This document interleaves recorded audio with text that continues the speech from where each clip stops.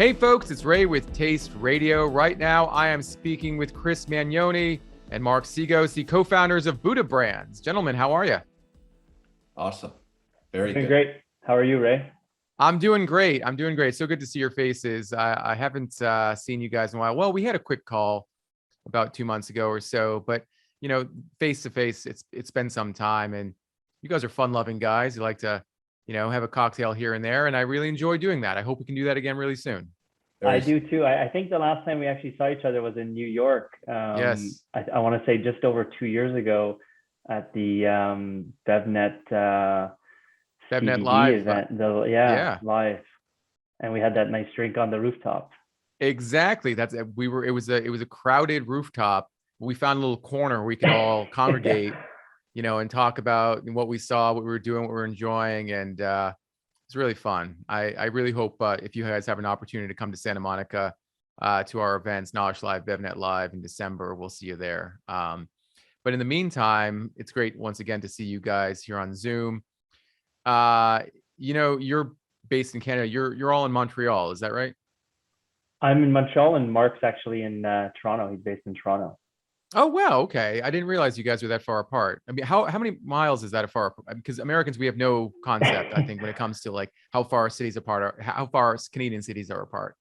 It's about 500 kilometers, I think. That's not Roughly. helpful to us. So, We don't know. We don't do kilometers. We only. yeah. I think that's about 320 yeah. miles, if I'm not mistaken, roughly. Okay. So it's not a long drive. It's like going from Montreal to New York. And actually, Mark's Oh, born and raised in Montreal, but then he moved out to Toronto 7 years ago, was it? well, I actually just spoke with an entrepreneur who's based in Toronto, one of the co-founders of Acid League, and he only sings the praises of Toronto and of Canada as a whole. And I've only been to Montreal, love Montreal, and we've interviewed a number of Canadian entrepreneurs here on this show, from Susie York to Love Good Fats, Carl Goyette of Guru Energy, Mike Fata of Manitoba Harvest, the amazing trio behind Midday Squares, and of course you guys as well. To a person, the Canadian entrepreneurs are very positive and very kind and pleasant people. But I wonder about the environment for CPG, the environment for packaged food and beverage brands. What's it like in Canada? How different is it from the United States? Yeah, it's a great question. I'd say that the markets are pretty similar. I'd say that probably the market dynamics are the biggest differences, just in the sense that the speed at which the U.S. market can move, both in innovation and technology, and then probably the purchasing power. Obviously, the consumption is, probably more than 10x what it is in Canada.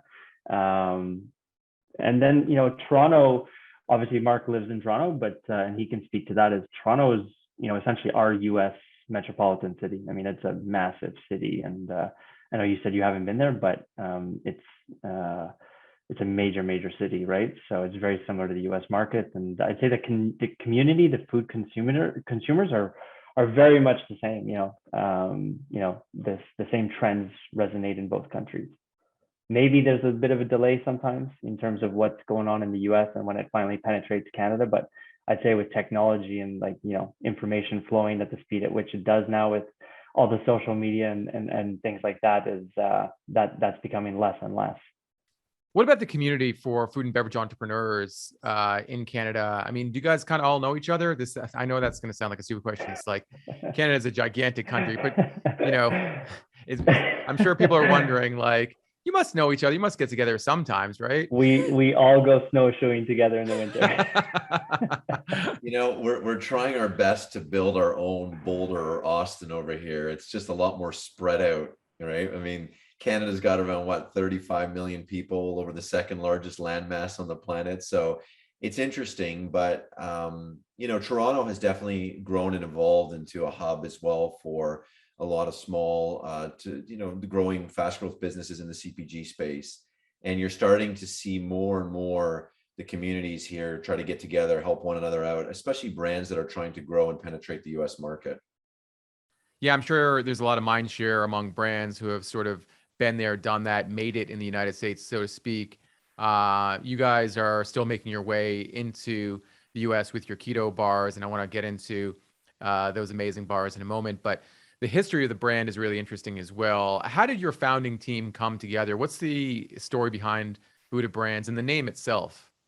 Oh, this is a great story. I mean, it goes back to me being 16 years old, flipping burgers at McDonald's. Literally, I was playing tons of hockey. Grew up in a very sports-minded family, and I was playing a bunch of hockey at the time. And I had my yearly checkup, and I go to see my doctor, and I said, "Doctor, I'm playing tons of sports. I'm working out, but I don't feel 100%." And so we went over a whole bunch of things. Then she asked about my diet.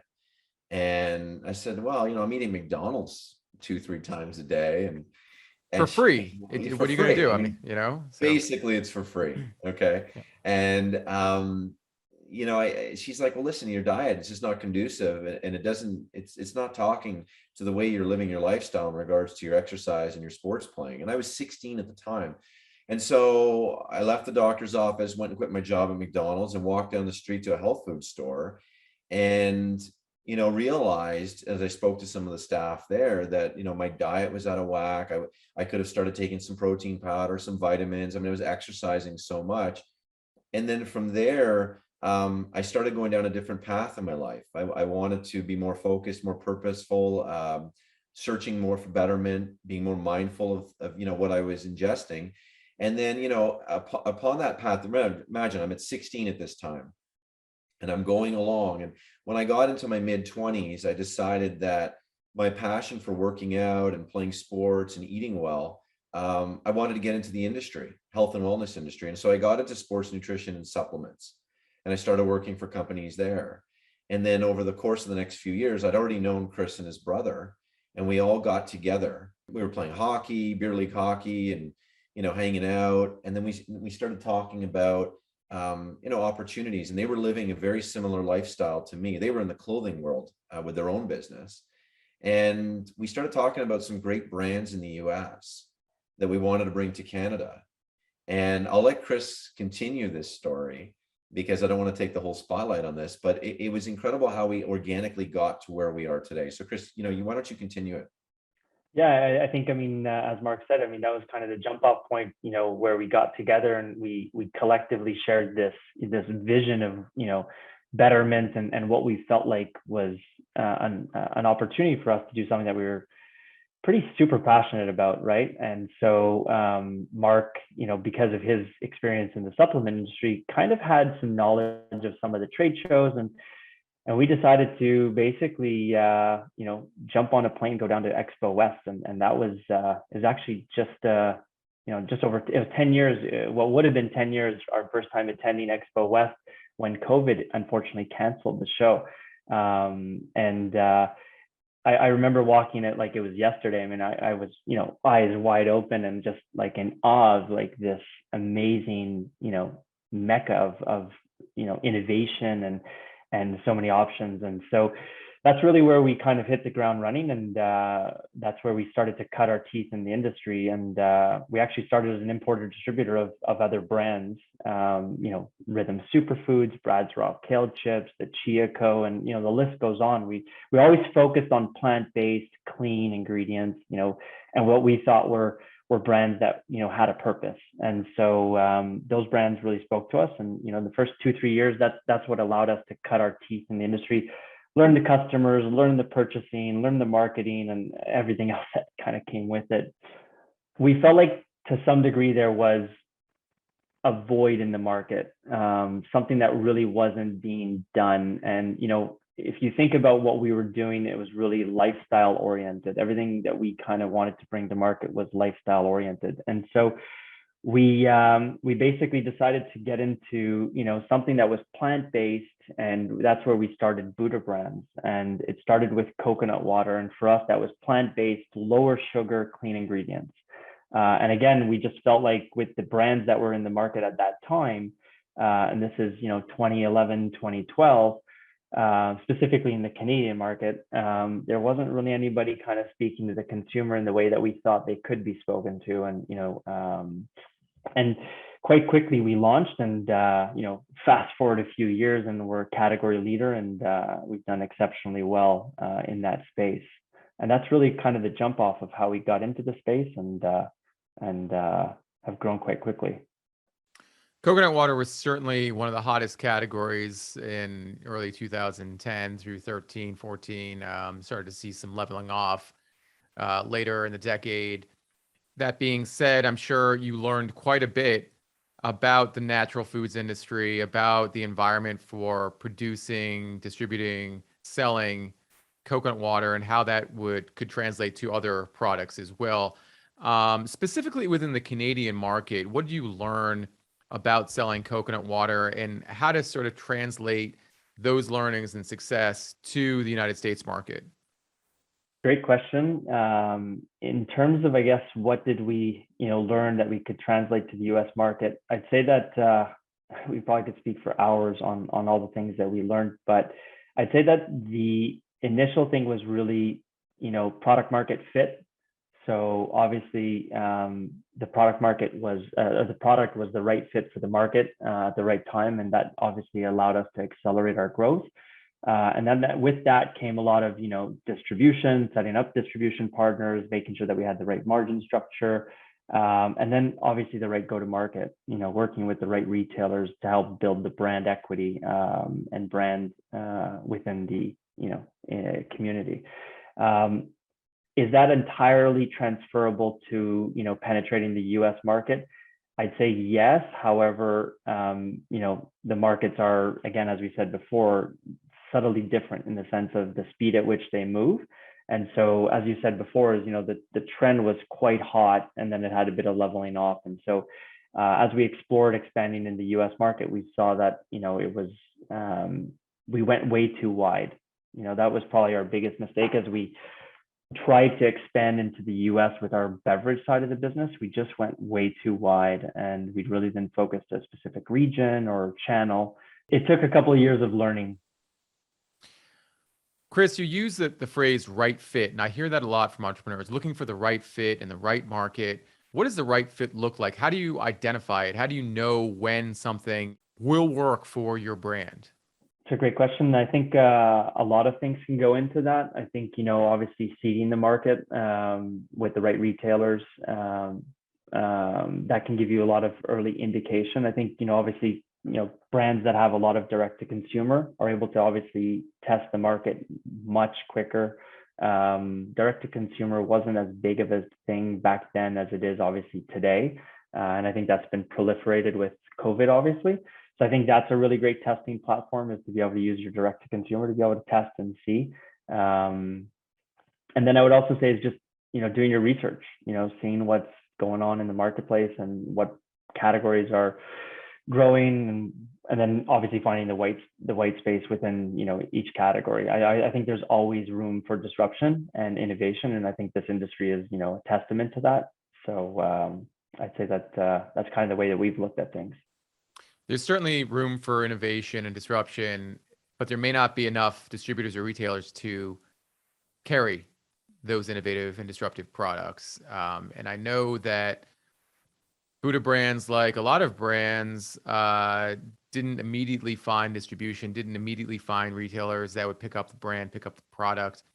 But the retailers and distributors that did, what was the driving factor? What was their interest in the brand? How did you convince them that you would enhance their portfolios? I'll lead with that one. That's a question that we get asked a lot by a whole gamut of people, even buyers, category managers ask us that question, like, how are you getting in these retailers? And it's the initial question until they really start to understand the product, but it's a few step process. There are so many, to your point, right? There's so many brands and items in the market, and there's so many new ones every day. It's so crowded. It's so chaotic. I think the success that we've had has been truly, the first step is persistence, perseverance. We're absolutely relentless, resilient in being very intentional about which retailers we were going after and who we wanted to partner with, from a vendor and retailer partnership. And, when we had this, we call it our hit list. When we had our hit list, cemented, and we knew who we wanted to go after, it was just, we wouldn't stop until we got our meetings, till we got our opportunities to pitch. And obviously, like any batting average, you're not going to get them all, but we started to get into some of the key retailers. Now, the other step to this process was we obviously had the right product. And when we brought the product to the decision makers, they understood that the convergence of innovation and timing was right. And there's obviously some category managers and decision makers that take the risk. They want to be ahead of the curve, and they want to get behind the brands that they believe will be the future of their stores. And so this is how we won this business, and it's how we still continue to win it today. There's obviously your leaders and your laggers.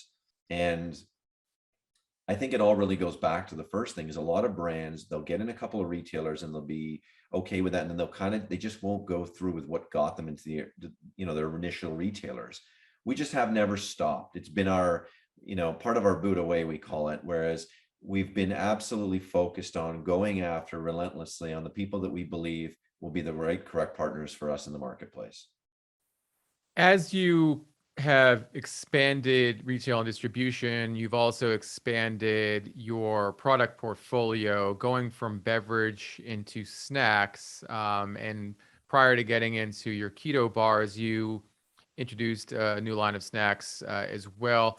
Talk about the innovation pipeline, what you identified as categories in which you could not only scale, but establish a foundation for other brand extensions as well. Yeah, I think when it comes to innovation, it's been an iterative process. And I think when we finally took a step back and really reflected on all of our failures, unfortunately there's been a few, but I think that's where the if you call it like a post-mortem, if you will, on some of our innovation, I think that's where we learned the most, and we were able to apply those learnings into our expansion into the bar category. And I'll just point to, I guess, one of probably our most profound failures, which unfortunately I had led, but we got really excited, and this is pre really the Beyond Meat proliferation of the plant-based kind of meats and alternative meats, if you will. But we basically launched a coconut jerky. We were among the handful, if even, of companies doing it in the world, and we launched this organic coconut jerky, and we were really excited about it because obviously it fit in with our brand tenets and pillars, and it was obviously an expansion into the snacking category. We had some great retailers actually to take us on both sides of the border, from Whole Foods to Wegmans to Loblaws to you name it. And they were all equally as excited as we were with this innovation, and it died on shelf. It literally just... I'm sorry, I didn't mean to. I snickered there, and that's not something to snicker about. But No, we the way you deserve said it. that. We deserve No, it. well, it wasn't that you deserve it. It's just that the way Chris delivered that line, it died on shelf. It's just the idea of seeing coconut jerky not selling, just on a dusty shelf. It's something that other brand owners have experienced as well. It's I guess at that point, all you can do is snicker, because the alternative is to start crying, right? So yeah, which we did too. So I mean, it was like a perfect storm, when you're I'd say we lost focus. We went too wide with the business, and that was just a lack of experience. And so I think it really pushed us to kind of dig deep, in a multitude of ways. And again, it taught us so much about innovation in the sense of go-to-market strategy, like your question before. How are you testing and making sure that this is the right product fit? Our distribution and our ability to sell into the market was pretty extensive, and unfortunately, we just went too fast and too wide, and we paid for it in a number of ways. So that all of that learning, again, from choosing the right co-manufacturer, the right suppliers of ingredients, the right tempo to launch in, which customers to launch in with, has really helped set us up for success with, the bar category expansion, which, to have been able to go from, we've launched it about 2 years ago. We're approaching 2 years now. And to have the type of retailer success that we're having, I think it's 100% owed to the fact that we learned so much from, unfortunately, some product failures. Was the jerky just ahead of its time? Was it something that consumers didn't understand? I mean, did you feel like you didn't support the brand well enough its shelf to educate folks about the benefits of and the texture and the flavor and all those things that are really important when introducing a new product like that? Absolutely. I do think we were ahead of our time. And I don't think we supported it as we probably needed to. But even still, I think we just went too wide, and we probably needed a lot more time to incubate the product and in the right way. So a number of things, but I think timing, as you pointed out, is probably the number one thing.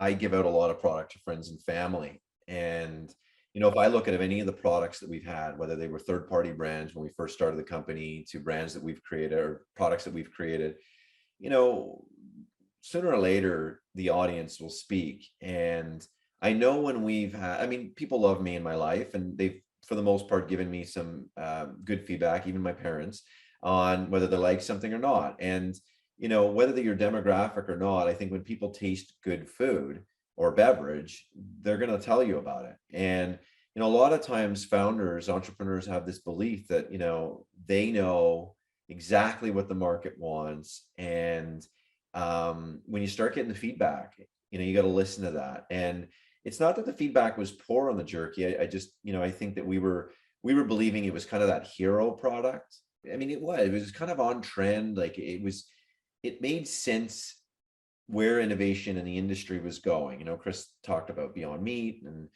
plant-based meats and all that and alternatives. It just wasn't there fully. And again, there was the education aspect. But when I look at just people giving honest feedback on taste and what they thought of texture and all that thing, when I fast forward now to our bars today, I can't find someone who doesn't like them, right? And yet when I go back to the jerky and you start thinking back on things, not everybody really liked it. And you're never going to get 10 out of 10. It's impossible. But you really want to go for 7 or 8 or above, because if you get any lower, like around 5 or below or 6 and below, it's like, I don't know, maybe this just doesn't have the legs that we as founders and innovators believe it has.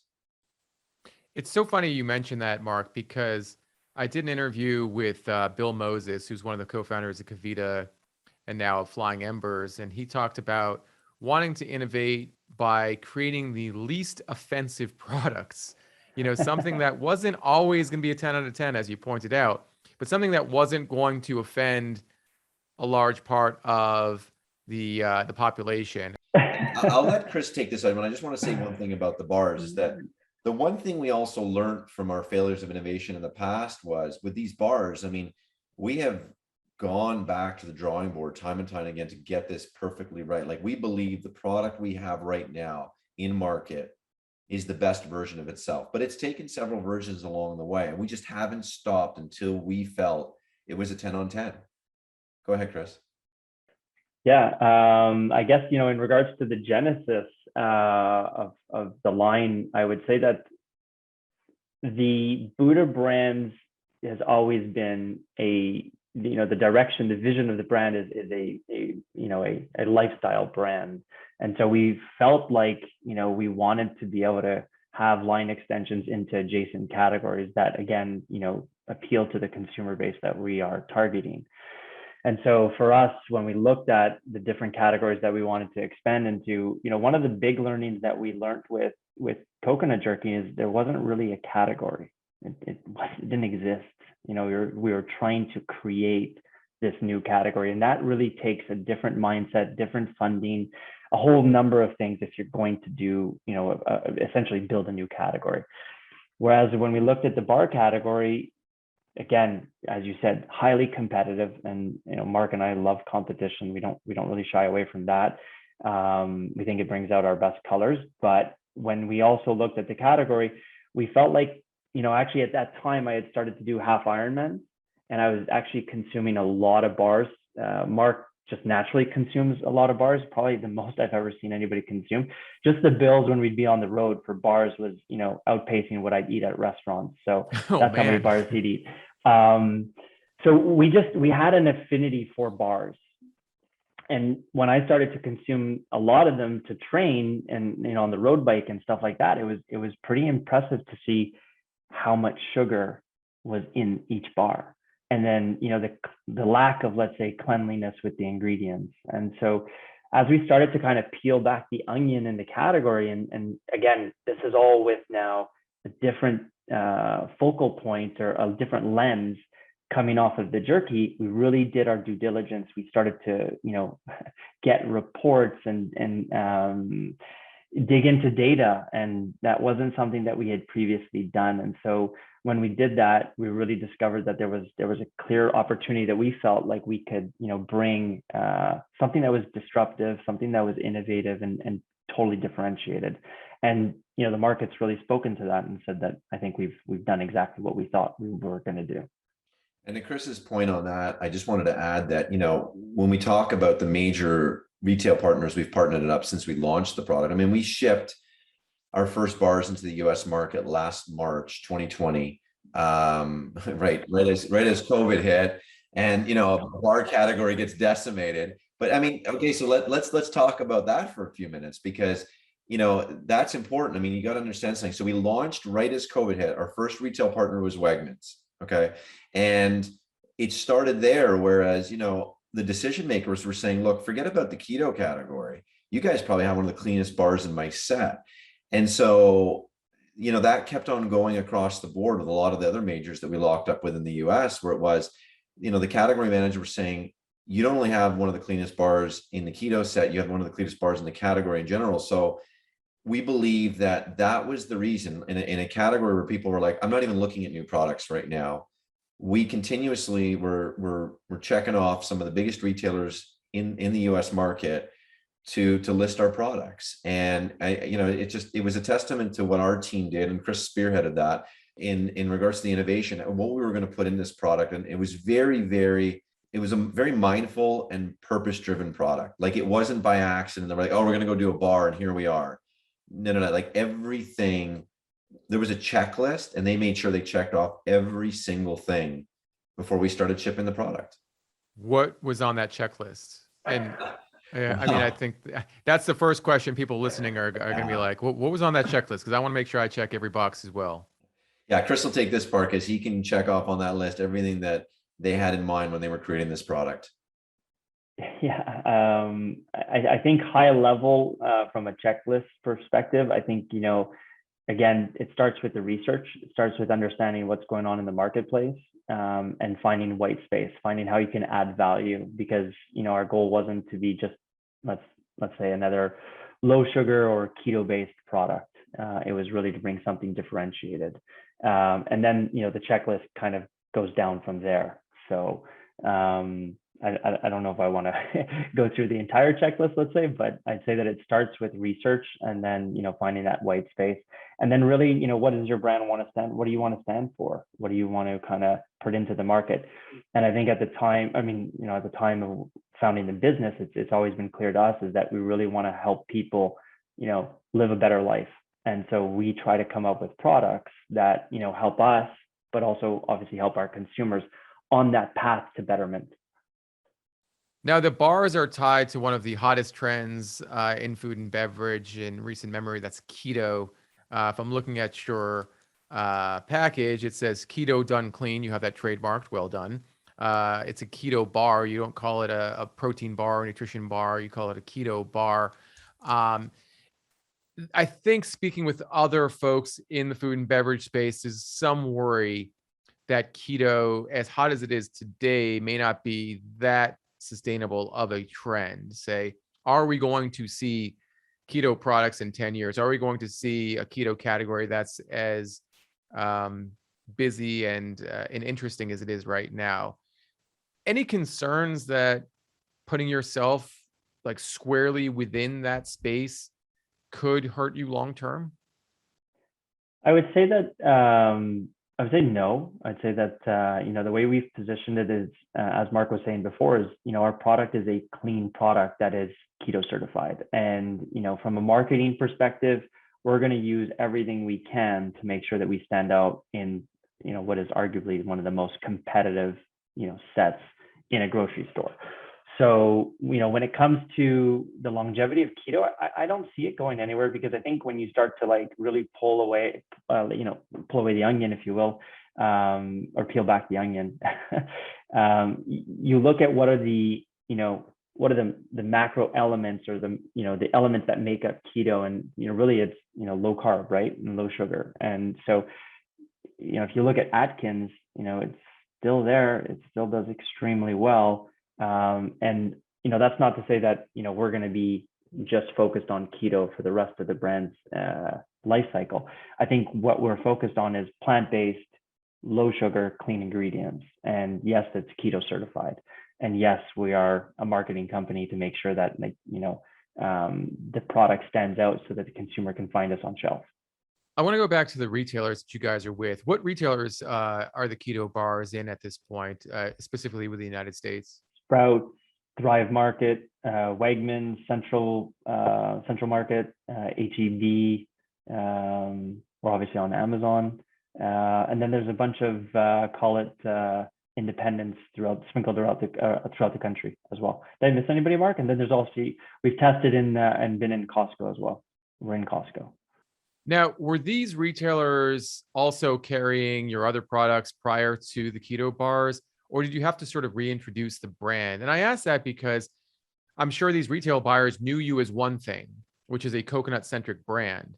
And now it's like they have to know you as sort of a different type of food company, if I'm not mistaken, one that is really focused on the bars. So I would say we started from scratch, truthfully. I mean, we had obviously some connectivity and relationships inside some of the buildings of these major retailers that we partnered up with Hungry Buddha keto bars, but that knew us in the past when we had worked with them with Thirsty Buddha coconut water. But no, it was starting from scratch. They were different buyers, different category managers. And so, and you know how this industry changes. I mean, people are moving companies all the time. So we basically, and I always joke around with Chris, I'm like, when we got into the bar business, we were technically a startup. And, there was a whole learning curve to that on many different fronts. And sometimes it's a blessing and a curse. I mean, nobody knows you from what you previously did, and they're just willing to give you an opportunity on something new. In some ways, it sounds great in that, like, you're starting with a blank slate. You feel like a rejuvenated entrepreneur getting out there and selling almost an entirely new platform. On the other hand, I'm sure it's pretty frustrating in some ways, knowing that you'd already been in some of these stores and the fact that you really have to reintroduce yourself. But reintroducing yourself, at least you have the experience. I think, you're not a green entrepreneur. You're someone who actually understands the business. How much do you lean on that part of your career, is knowing that the ins and outs of retail distribution, sales, et cetera? Did that matter at all, or were they just looking at the opportunity, the retailer buyers, were they just looking at the opportunity for the bars?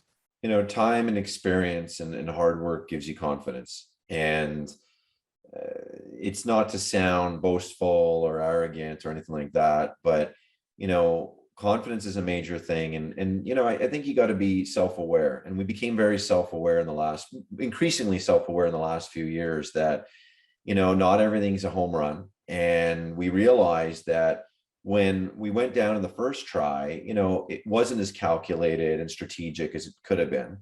And we learned from that. And going back this time around, I had really good confidence. I had confidence in the product, I had confidence in our team, and our people are great. And we had this support system around us. And, there were people in those buildings and with some of the major retailers that helped us out. They knew us. They realized we had made an executive decision to pull out of our coconut water in the US market. And they were willing to open the door and introduce us to the category managers that were relevant to us in the bar category. So I can't say that it was a total start from scratch. It kind of was, but, I think that we had the confidence behind us and the mindset to go in. And it's where it's gotten us today in a span of 18 months. I want to touch on direct to consumer for a sec, because as you guys mentioned, the bar category was deeply affected by the pandemic. A lot less foot traffic, a lot less grab and go opportunities for snack bars, for protein bars, for nutrition bars, etc. Um, how much of your business was direct to consumer? How much of it are you looking at being direct to consumer in the future? And I ask because shipping, liquid and shipping beverages seems like a pretty difficult thing where, in the e-commerce world, it's heavy, it's bulky, it's all that. Shipping this box, which I'm holding in my hand, seems like a much easier thing to do. If you'd go back in time and say, hey guys, with all the learnings you have, would you go into beverage, or would you go into snacks? And I think we both would probably say, the snack category is a lot more friendly to, like you said, direct to consumer. Also, when you're hand bombing all the different products into trade shows, a lot easier to bring in cases of snack bars versus hand bombing coconut cases. But The beverage entrepreneurs listening right now are laughing their heads off because they're like, we've been saying the same thing for years. Man, and I think the funniest thing for us is, like, we've always been a bootstrap business. And so, when you look at the fees for handling heavy liquids into a trade show, it's astronomical. It'll cost you the same amount of money to, bring that pallet from their holding station into your trade show booth as it would to, like, bring a container over from Thailand. Wow. So we always just hand bombed it. We rented a minivan, and then we literally would hand bomb all the product ourselves. But anyways, I'd say that, your question around the direct to consumer, it's a very small part of our business still. We've been predominantly focused on other channels up until the last, let's say, 3 years, where we really started to build our e-commerce around Amazon. And we just recently actually launched our own direct to consumer. So that's really starting to kind of come along.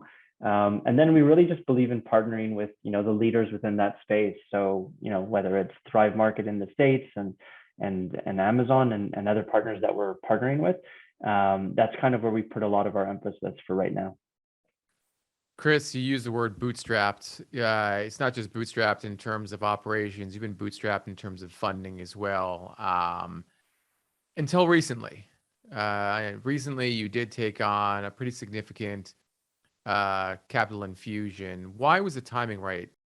It's a good question. I think, everybody's situation is different. And I think for us, we really wanted to push ourselves to be as thoughtful and strategic and impactful with our funds that we had. And I think we were in a position where we could, albeit it was difficult, but we could fund the business to a certain degree, with our initial investments.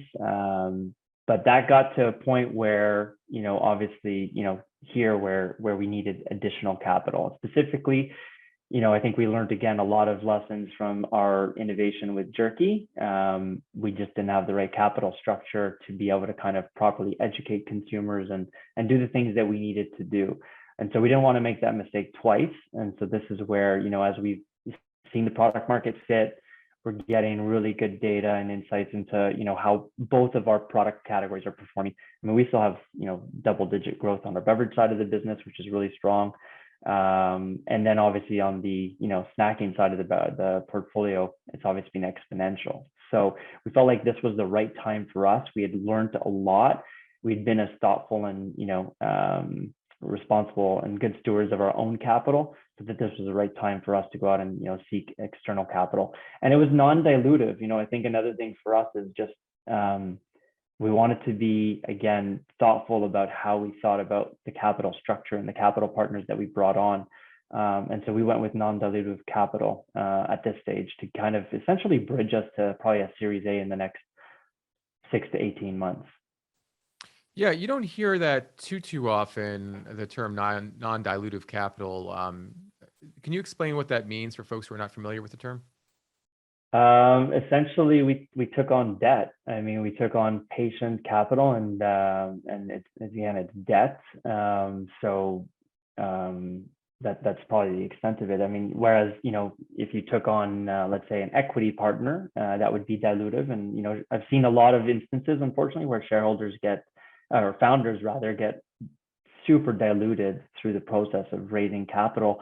And I think it all starts with just, this notion that, people will give you money. Well, they'll give you money to what degree? And, at a certain point, if you're not a good steward of that capital, you can quickly lose control of your business. And so again, there's no right or wrong way of doing it. I know plenty of companies and I mean, there's tons of examples that have raised capital and done successfully well, and founders have exited in a great way. But then there's obviously the other side of the coin too. And I feel like what we've done for ourselves has worked, just in the sense that it's given us an opportunity again to make sure that we, understand what we want to do with the business and how we want to grow our brand. And, it's maybe been a little bit longer than some of these, overnight success stories, but I feel like as we're approaching our 10th year of the brand next year, we're in a really good spot, and we're pretty happy with our capital partners that have come on and supported us now for this growth. I mean, it's great that you're happy with your partners. I think, as you mentioned, Chris, sometimes that doesn't necessarily work out as well as some people might think it does. And I think there's a question also of how much do you ask for? How much are you willing to part with in terms of equity is the question that a lot of entrepreneurs are facing. But in your case, it wasn't that, because, as you mentioned, it was debt. It was non-dilutive capital. You still want to know how much you're actually going to need versus what you might want. How did you know that the $3 million that you raised would be enough for your short-term and, I guess, potentially your long-term goals for the brand? Yeah, it's a great question. And just to be clear, I mean, we went through a process just before COVID. Everything kind of hit just before COVID for us, the launch of the bars, but also at the same time we had, launched our first, call it, round, and started a process with a number of parties. We had a number of term sheets just as COVID hit. And, obviously we then needed to kind of take steps from that point on. But how did we know? Your question just around, I guess, the amount of capital that we needed. We essentially went through, I think what most people do, is a financial modeling, and we wanted to make sure that we had enough capital. Again, we're not a super capital intensive business. We're asset light, so we don't actually do our own manufacturing. We don't own our like our warehousing. We outsource a lot of stuff, and we really try to focus on the sales and marketing aspects of the business. So we can be pretty impactful with the dollars that we raise. So for us, $3 million when we ran through our model, again, when we look at the inventory builds, the innovation, the R&D and stuff that we want to continue to invest in, the people, I think those were the obviously big components. And then the biggest piece that we didn't really have the firepower that we needed previously was really around marketing. And so that's where the capital raise has come in, and has been very, instrumental for us, is just being able to lean in and support all of the different marketing activities that we want to do. Am I going to go to New York City and see a big billboard for Hungry Buddha keto bars? No, I don't think that's. I think if you think about us and the tactics that we like to implement, it's generally, very, let's say, bootstrapped and tactical. So we like to test and learn, and kind of continues that iterative process. I mean, yes, we have capital and we could probably be a little bit looser with it, but we kind of have that mindset that we like to test, learn, and keep iterating. And then obviously where things are doing very, very well for us, we invest more capital. Just get people to try these. I know that sounds really simple, but as soon as people try this, Mark, you mentioned this, people love it. I love it. And I think that's, it's such an important thing, is to get the bars in people's mouths. I mean, again, I'm oversimplifying it, but I mean, what is the plan for sampling, at a time when things are still not perfect, I guess, or may never be perfect again for sampling? And that's a great question. I mean, I think that was probably one of the hardest things. We had planned so many, demos and, just to get people to try our products just as they started to hit the marketplace. And then everything went away from, sampling perspective, people being outside and together, et cetera. So we really had to think differently about it. And so that's where, like, obviously a lot of subscription boxes, and then, just finding unique ways to get our product to what we believe is our target consumer. And it seems to have worked well. I think as things are reopening and we're able to demo, whether it's at a Costco or Sprouts, we've been investing there as well. But I think it's the experiential side of things. How do we get the product and bring the experience at the same time? So I wouldn't say that challenge is over. I think we probably have another year of where we're still living in call it a pandemic endemic environment. But I think that's where the true excitement comes, is when we get people to try the product. The through line in all of this is to stay hungry, to stay excited, and how perfect for a brand called, or at least a product called Hungry Buddha. There's two things I'd like to finish off with, if you don't mind, Ray. First, like, the one thing that we've always realized along this journey, and you have to understand, we didn't come from the food and beverage industry, which is something, I think other, people that want to become entrepreneurs or that are entrepreneurs starting their journey is like, it is the grind, it is the resilience, and we're like this ongoing university of never-ending learning. But the thing we've learned more and more over the years, and I would say it's the catalyst for everything that comes together, is the people, both internally and externally. And we look at our team as we grow and evolve. I mean, some people have been with us for several years now, and then people like yourself on the external that that have given us an opportunity, and our retail partners, and it's a convergence of all those things that come together that get us to here. So it's just nice to sit down and chat with you right now about all this stuff, because we've been listening to Taste Radio for a while. We've known you for a while, and I told Chris a while back, I'm like, we gotta get on that show, man. We got to talk to Ray. So this has been awesome, and we thank you.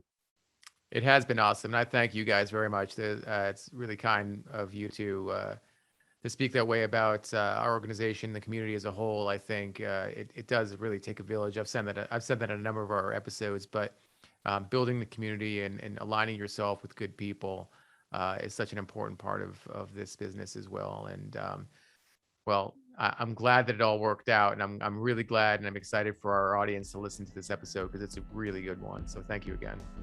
Thanks, Ray. Thanks, Ray.